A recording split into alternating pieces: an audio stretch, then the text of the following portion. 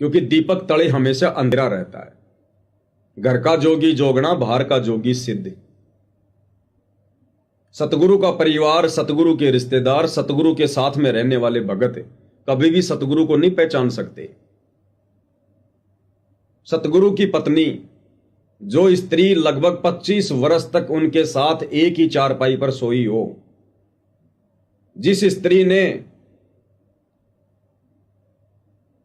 अपने दृष्टिकोण से उनके साथ में शारीरिक संबंध बनाकर 4-4 संतान पैदा की हो, वो स्त्री कभी भी अपने पति को परमात्मा के रूप में नहीं देख सकती। पति पत्नी के आपस में छोटी छोटी बातों को लेकर झगड़े भी होते हैं, मनमुटाव भी होता है, बच्चों को लेकर भी कहासुनी हो जाती है, काम धंधे को लेकर भी कहासुनी हो जाती है। और सतगुरु रामपाल जी ने तो एक आम व्यक्ति की भूमिका निभाई है। तो वो स्त्री कभी भी सतगुरु रामपाल जी को परमात्मा के रूप में, भगवान के रूप में या सतगुरु के रूप में भी हृदय से स्वीकार नहीं कर सकती। ऊपर से चाहे परमात्मा परमात्मा कहे, भगवान भगवान कहे, वो एक बात अलग है। सतगुरु की संतान 2 बेटे 2 बेटियां, बड़ा बेटा वीरेंद्र, छोटा मनोज, बड़ी बेटी अंजू, छोटी बेटी मंजू, वो चारों संतान कभी भी सतगुरु रामपाल जी में परमात्मा के दर्शन नहीं कर सकती। बच्चे हैं, बचपन से साथ में रहे हैं, उनकी गोद में खेले हैं, उनके गुस्से का, उनकी डांट फटकार का उनको सामना करना पड़ा है। और पिता तो पिता जैसी भूमिका करेगा।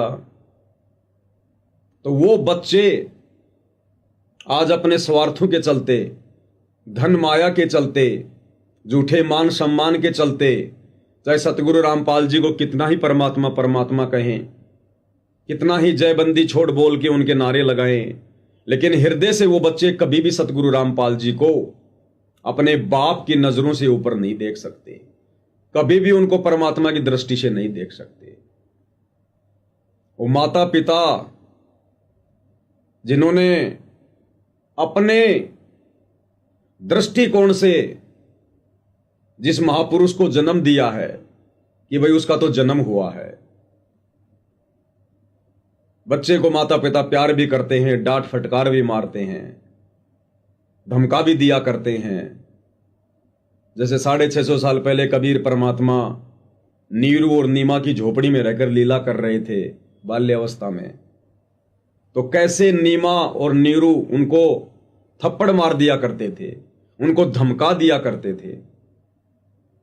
तो सामान्य सी बात है ये तो माता पिता के लिए, बच्चे को डांटना फटकारना, एक आध थप्पड़ मारना, उसकी पिटाई करना। तो वो माता पिता भले ही उनसे नाम उपदेश लेकर, उनके कहने से भले ही उनको मुंह से जयबंदी छोड़ कहते रहें, गुरुजी कहते रहें, भगवान भगवान कहते रहें, लेकिन वो माता पिता इंद्रो देवी और भगत नंदराम जाट, जिन्हें दुनिया सतगुरु रामपाल जी के माता पिता कहती है, वो कभी भी सतगुरु रामपाल जी को परमात्मा के रूप में स्वीकार नहीं कर सकते। और नादान संगत सबसे बड़ा धोखा यही खा जाती है कि ये तो गुरुजी का बेटा है, ये गुरुजी की बेटी है, ये तो गुरुजी की माता जी है, अरे ये तो हमारी गुरु माता है। मतलब जैसे आम हिंदू समाज में गाय को देखते ही मन में क्या आता है, गाय माता, गऊ माता है, वो एक जानवर। लेकिन हम पीढ़ियों से यही सुनते आ रहे हैं, गाय हमारी माता है, गाय हमारी माता है। तो जितने भी नकली संत हैं, उनके जो पंथ हैं, उन पंथों में गुरु की पत्नी गुरु के बराबर में बैठती है, गुरु के साथ में बैठती है। उनके शिष्य अपने गुरु को भी दंडवत करते हैं और गुरु की स्त्री को भी गुरु माता कहकर दंडवत करते हैं। तो सतगुरु रामपाल जी के पंथ में भी नादान संगत ने इस तत्व ज्ञान को आधार ना बनाकर और अनारो देवी को, जो कि सांसारिक दृष्टिकोण में सतगुरु रामपाल जी की धर्मपत्नी रही है, उसको भी अपनी गुरु माता का दर्जा दे दिया। मौका लगते ही बहुत सारे भगत तो उसको दंडवत प्रणाम भी कर देते हैं, गुरु के बराबर उसको दर्जा देते हैं, मान सम्मान देते हैं। और वो नादान आत्मा भी अपने गुरु भाई बहनों का सम्मान सहर स्वीकार कर लेती है। तो भगत समाज की ये बहुत बड़ी एक कमजोरी होती है कजोड़ जी। और सतगुरु रामपाल जी भगवान चाहते हैं कि मैं अपने बच्चों की ये समस्त कमजोरियां ये तत्व ज्ञान देकर निकाल दूं, अन्यथा ये बच्चे सतलोक नहीं जा पाएंगे, ये मोक्ष प्राप्त नहीं करवा पाएंगे, ये पतिव्रता पद पे रह के भक्ति नहीं कर पाएंगे। इसलिए सतगुरु रामपाल जी ने 2014 बरवाला कांड के समय मौन साध लिया कि इस प्रकार से तो इस भीड़ में छटनी होना बड़ा मुश्किल काम है, मैं कुछ समय के लिए इनसे दूर चला जाता हूं और उसके बाद जो मेरा होगा वो मुझे पहचान लेगा इस ज्ञान को आधार बनाकर, और जो काल का होगा वो गफलत करता रहेगा, मनमाने आचरण में फंसा रहेगा या भक्ति छोड़ के दूसरे संतों या पंथों के पास चला जाएगा। इसलिए सतगुरु रामपाल जी चुपचाप रहे और 2014 बरवाला कांड से लेकर वर्तमान समय तक हिसार जेल में बैठे हुए हैं। और वर्तमान में हिसार जेल से बाहर ना आने का मुख्य कारण यही है कि अभी तक संगत की छटनी पूर्णतया हुई नहीं है।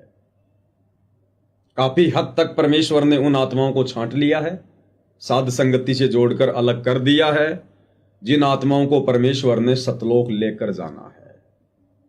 अब यह जरूरी नहीं कि साध संगति से हम जुड़ गए तो हमारी टिकट पक्की हो गई, यह तो अंतिम श्वास तक की लड़ाई है। परमात्मा कहते हैं पाकी फसल देख कर गरबैयो मत किसान, अभी तो झोले बहुत हैं भाई घर आले तब जान। तो साध संगति से जुड़ना तो एक शुरुआत मात्र है। अब साध संगति से जुड़ने के बाद में आप इस भक्ति मार्ग को किस प्रकार से देख रहे हैं, सतगुरु के प्रति आपका क्या दृष्टिकोण है, आपके भक्ति भाव क्या हैं, गुरु के प्रति आपका समर्पण भाव क्या है, आपकी निष्ठा कितनी है, आपकी लगन कैसी है, ये सारी चीजें यहां कोई नहीं देखेगा। साध संगति में कोई किसी के ऊपर सरपंच नहीं होता, कोई कोऑर्डिनेटर नहीं होता, कोई किसी को हैंडल नहीं करता है, देखने वाला सतगुरु है। तो साध संगति से जुड़कर हमारे क्या आव भाव हैं, हम बगुले से हंस बनने की दिशा में आगे बढ़ रहे हैं या नहीं, ये सारा जायजा हिसार जेल में बैठकर वो परम शक्ति परम सत्ता अंतर्यामी सतगुरु रामपाल जी नित्य प्रतिदिन हमारी प्रत्येक श्वास का लेते रहते हैं।